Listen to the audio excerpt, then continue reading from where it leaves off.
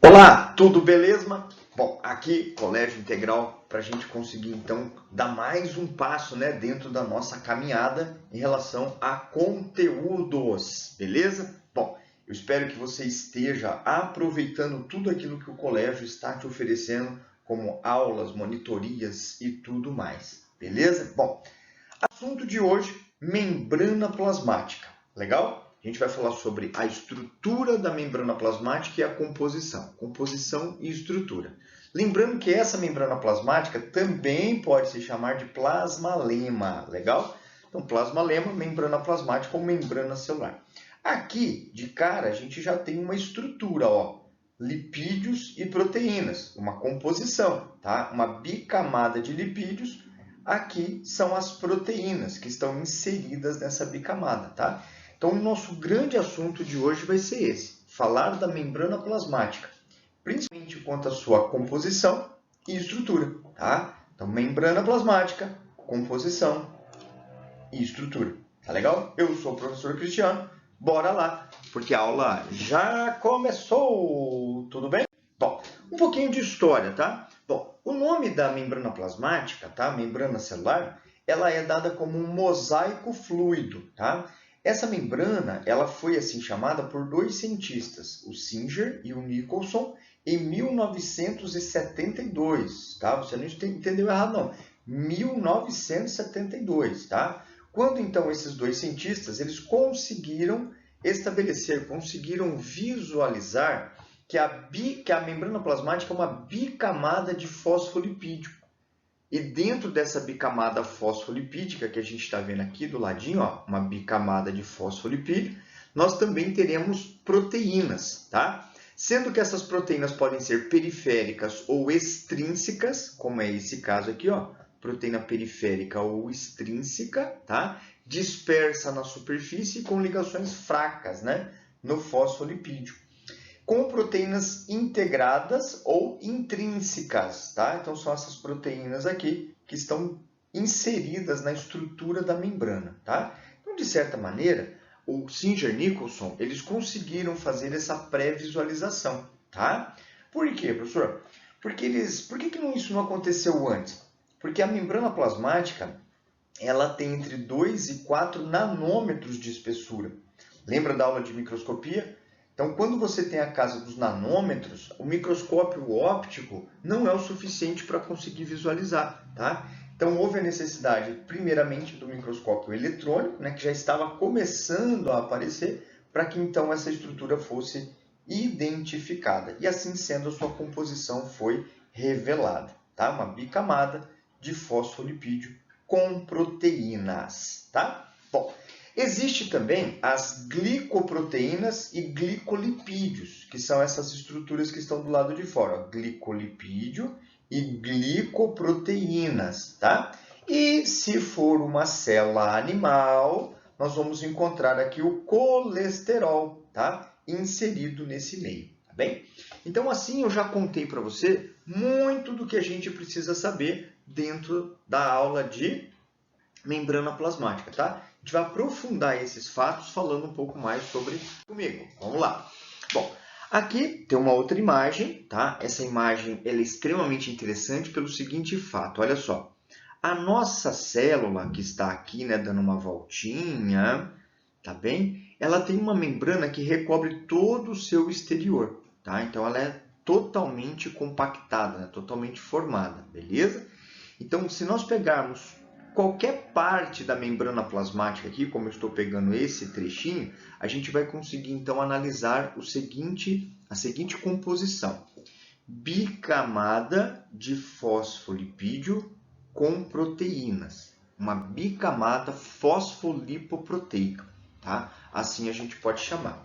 E isso aqui, como não é constante, né, a sua forma, a gente pode chamar isso então de um mosaico fluido, como Singer e Nicholson chamaram. Por quê? Porque essa membrana plasmática, ela apresenta uma mobilidade, ela tem uma fluidez, tá? Então, uma bicamada fosfolipídica no modelo do mosaico fluido, tá? Muito bem. Aqui, como a gente já abordou, ó, do lado de fora da membrana, a gente vai ver os glicídios, tá? Esses glicídios, eles podem estar associados ao lipídio, vira um glicolipídio, ou associado à proteína, vira uma glicoproteína, tá? Que vai compor, então, algo que a gente vai chamar e vai explicar de forma detalhada, o glicocálix. Tá legal? Muito bem. Então, a gente já conhece como que é a composição e como que é a estrutura da membrana, tá? Só falta a gente conseguir agora ver aqueles mínimos detalhes, para a gente entender tudo que a membrana faz, né? Qual é a principal missão da membrana nessa célula, beleza? Bom, o primeiro fato é que ela é um revestimento, então ela é uma delimitação da célula, né? Que permite com que as organelas fiquem protegidas, tá bem? Mas a membrana, ela também permite... Bom, aqui então nós temos mais uma estrutura, né, onde a gente consegue analisar algumas particularidades dessa membrana. Então vem comigo, que é o seguinte, ó. Você já sabe a descrição geral. Bicamada de fosfolipídio com proteínas, em forma de mosaico fluido, tá? E essa célula, no caso, né, essa membrana dessa célula, vai permitir com que algumas coisas entrem na célula, outras coisas saiam da célula, fazendo então com que essa célula se comunique com o meio. Isso é função da membrana plasmática, a tal da permeabilidade, tá? Que a gente vai conversar então no futuro sobre o fato dos transportes, tá? Essa aula, particularmente, a gente vai falar só da estrutura, composição e as variações de composição, beleza? Então vamos lá. Bom, aqui eu já consigo explicar para você esse detalhe, ó. Na parte de fora, no meio extracelular, assim como na parte de dentro, no meio intracelular, então veja que aqui é fora da célula, extra, aqui é dentro da célula, lá no citoplasma, tá? Nós vamos encontrar essas cabeças aqui, ó, essas bolinhas alaranjadinhas. Essa bolinha alaranjadinha é um tipo de álcool associado com o fosfato. Por isso, eu posso chamar então de fosfolipídio. Sendo então que essas perninhas são os ácidos graxos. Lembra da composição de um lipídio? É um álcool com ácidos graxos. Nesse caso, então, eu tenho um lipídio.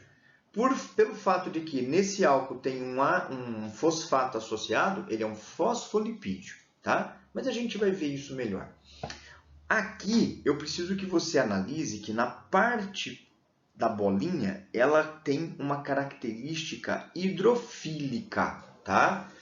Tanto na parte extracelular quanto na parte intracelular. Então, eu posso falar que essas duas camadas, por terem fosfato, ela é uma camada hidrofílica, ou seja, tem afinidade com a água, ela é amiguinha da água, tá? Já essa parte interna aqui, ó, essas perninhas aqui, que são os ácidos graxos, ela caracteriza uma estrutura hidrofóbica, ou seja, que não gosta da água, que a água então não tem afinidade, não junta com a água nessa região. Então, professor, eu posso falar que a bicamada fosfolipídica, ela tem tanto um caráter hidrofílico nas bolinhas, né, no álcool, ácido e fosfato, e uma característica hidrofóbica na região dos ácidos graxos? Perfeito, tá? É essa a descrição, tá? Então, esse caso faz com que a gente chame esta membrana plasmática de anfipática. Vamos escrever? Vamos lá então, professor. O fato dela ser tanto hidrofílica quanto hidrofóbica faz com que a gente a chame de, vamos lá, anfipática, tá? Professor, não entendi não. Anfipática é então a denominação que a gente dá para essa estrutura de membrana plasmática, que ela vai apresentar tanto o caráter hidrofílico quanto o caráter hidrofóbico, tá? Então, anfi quer dizer dupla, tá? Duas patias quer dizer duas afinidades, tá legal?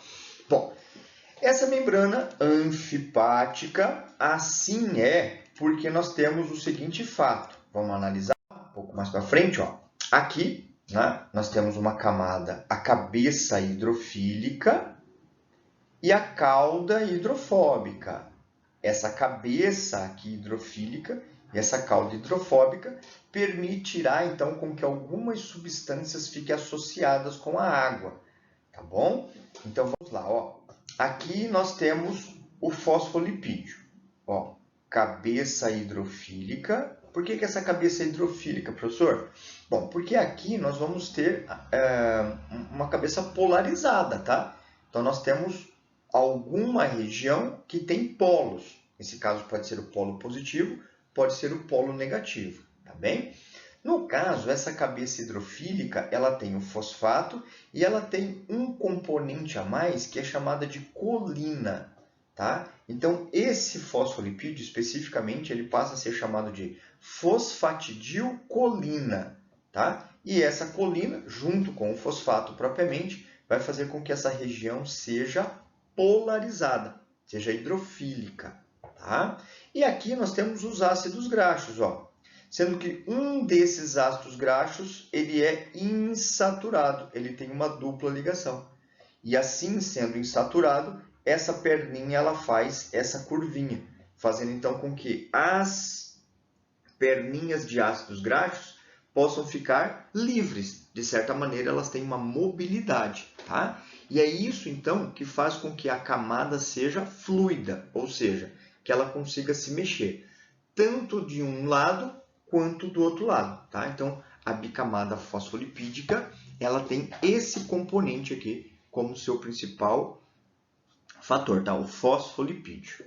Beleza? Bom, as proteínas de membrana. Bom, elas podem ser diversificadas, tá? Você sabe que elas podem ser extrínsecas, ou seja, estar do lado de fora, assim como elas podem ser intrínsecas, estarem inseridas, estarem dentro dessa membrana, tá? Vou falar um pouquinho das intrínsecas, daquelas que estão na membrana mesmo. Olha só. Existem algumas proteínas que fazem o transporte, são as chamadas permeases. Existem algumas proteínas que permitem as ligações de moléculas, como por exemplo aqui o citoesqueleto, ó, do lado de dentro, ou algumas proteínas periféricas, do lado de fora, no meio extracelular. Tá? Então, são proteínas de ligação. Existem as proteínas receptoras, principalmente aquelas que recebem hormônios ou moléculas, né, mensageiras, tá bem? E temos também algumas proteínas enzimáticas na própria membrana plasmática, tá? Aquelas que permitem a ocorrência de algumas reações. Às vezes ela participa de uma cascata de reações dentro da membrana plasmática. São as proteínas enzimáticas, tá? Bom, essas são as principais funções. Existem outras, né? Existem as proteínas de transporte, de elétrons, enfim. Né? Nós temos uma gama bastante grande de proteínas, tá? Que estão inseridas na bicamada lipídica. Tá? Então, uma camada, duas camadas e as proteínas inseridas nela. Legal? Muito bem. Bom, então, falando um pouco mais a respeito da bicamada fosfolipoproteica em formato de mosaico fluido elaborada por Singer-Nichols em 1972, essa é a principal informação, tá? Isso que você tem que absorver propriamente, tá? Aí você vai saber que pelo fato de ser um fosfolipídio aqui, ela vai dar um caráter hidrofílico e hidrofóbico. Quando a bicamada tem esse fator hidrofílico e hidrofóbico, nós a chamamos mesmo de... Ah, te peguei. Não peguei não, porque você respondeu, eu ouvi seu pensamento, você falou... Ah, professor, essa membrana, por ter tanto o caráter hidrofílico quanto hidrofóbico, ela é anfipática. Perfect, tá?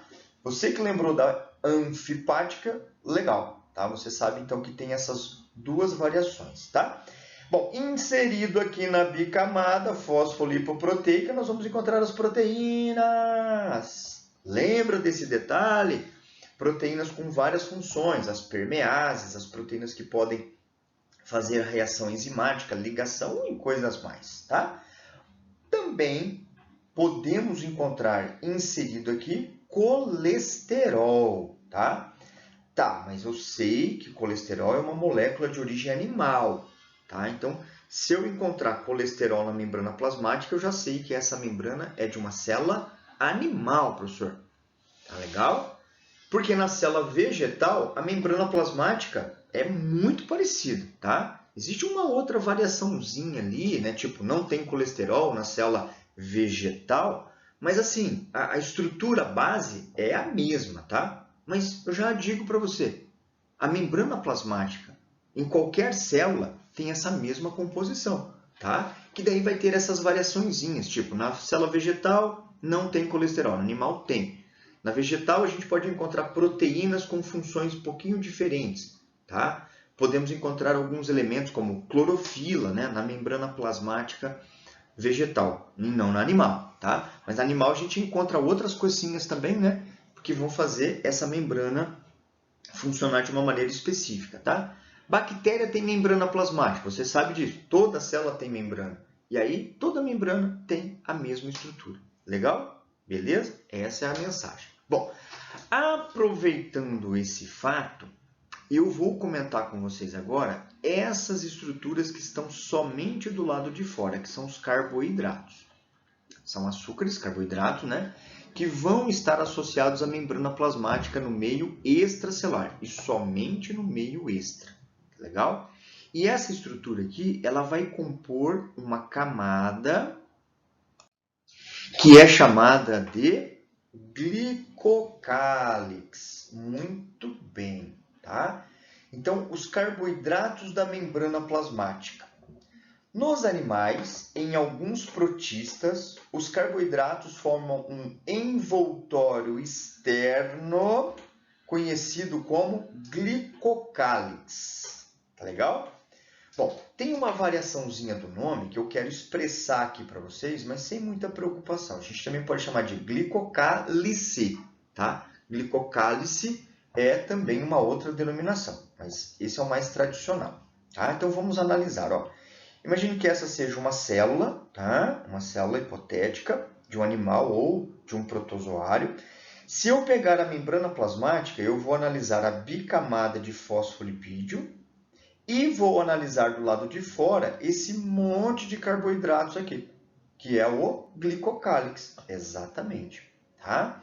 Esse glicocálix, ele tem qual função? Ou quais funções, né? Vamos analisar então, ó.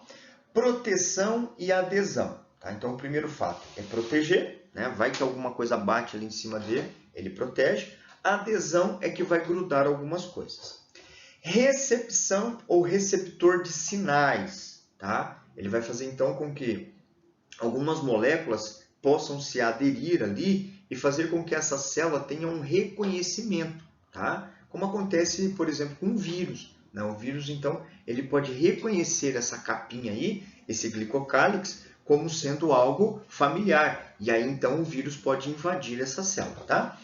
Pode relacionar com inibição por contato, tá? Pode ser que uma célula se associe com outra e isso faz com que ela se afaste, porque ela não é específica. E existe as chamadas compatibilidades, ou histocompatibilidade, tá? Aqui embaixo, a gente está vendo uma célula, tá? Essa célula é uma hemácia, essa é uma outra hemácia. É uma célula sanguínea, que como toda célula, vai ter membrana plasmática. E essa célula sanguínea, através do seu glicocálix, existe então um reconhecimento da tipagem sanguínea, tá? Escuta só. A nossa tipagem sanguínea, ela tem a ver com a estrutura do glicocálix, onde essas estruturas aqui vão nos diferenciar como sendo do tipo A ou do tipo B. Porém, se tiver as duas estruturas, a pessoa vai ser AB. Né? Então, são as tipagens sanguíneas. E se a pessoa não tiver essas espículas aqui, né? Essas estruturas de reconhecimento, nem A nem B, ela vai ser do tipo O. Tá? Então, veja que interessante. As células elas podem apresentar uma identidade. Não é à toa que aqui tem um código de barras. Por quê? Porque é como se fosse, né, a especificação, a identidade dessa célula. Mas quem é o código de barra? Quem é a impressão digital dessa célula? É o chamado glicocálix, tá bem? E isso dá um efeito de compatibilidade. No caso, tem muito a ver com a ideia de transplantes. Muito bem. Os transplantes, muitas vezes, eles são permitidos, né, entre pessoas, até de famílias diferentes, porque existe uma compatibilidade vinculada ao glicocálix da célula, glicocálix do tecido, glicocálix do órgão, tá? Que vai fazer então com que eles sejam compatíveis. Quanto maior a compatibilidade, menor é a rejeição, né? Porque se o nosso sistema imunológico analisar o glicocálix de uma célula que é muito parecida com a nossa, ele não vai atacar, tá? Daí então o órgão vai ser aceito pelo organismo, daí não terá rejeição, tá? Então esses são os fatos do glicocálix. Lembre-se, animal e protista, alguns protistas o têm, tá? Marcadores celulares, como a gente já tinha explicado, tá? Ó. Então, na membrana plasmática da hemácia, a gente vai encontrar na superfície a estrutura de glicocálix, que vai então dar a entender qual é a tipagem sanguínea da pessoa, tá bom? Bom, glicolipídio é quando o glicocálix tem o carboidrato ligado ao lipídio.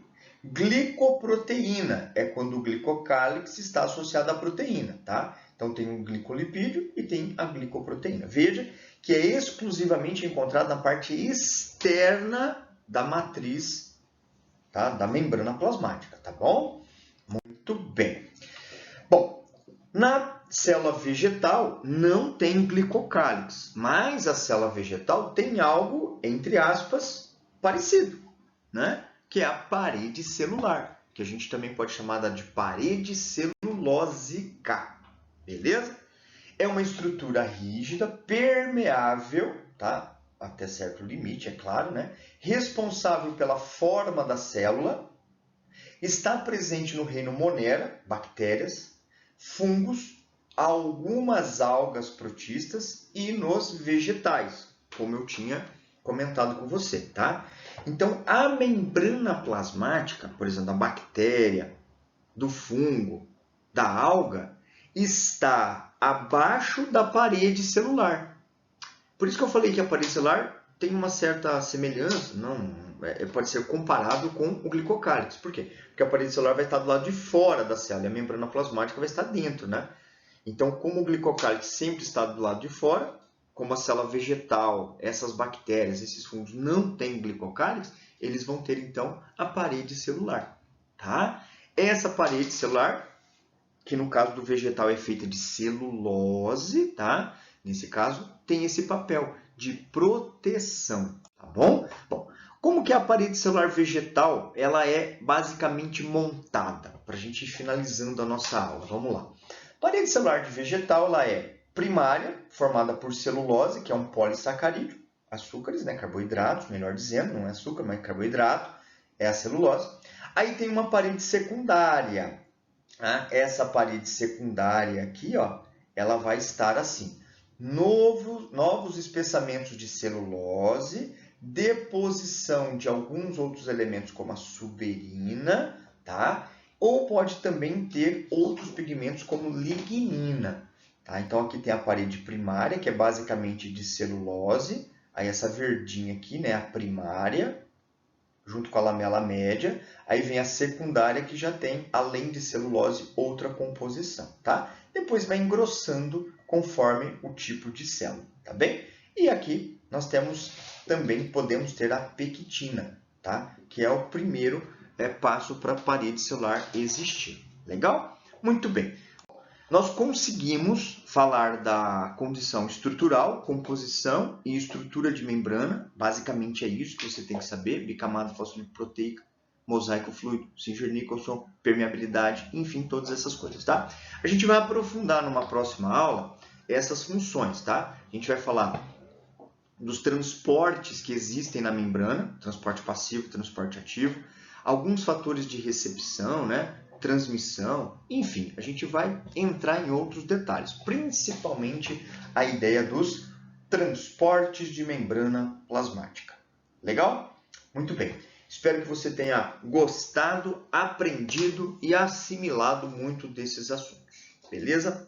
Valeu, até uma próxima. Tchau, tchau.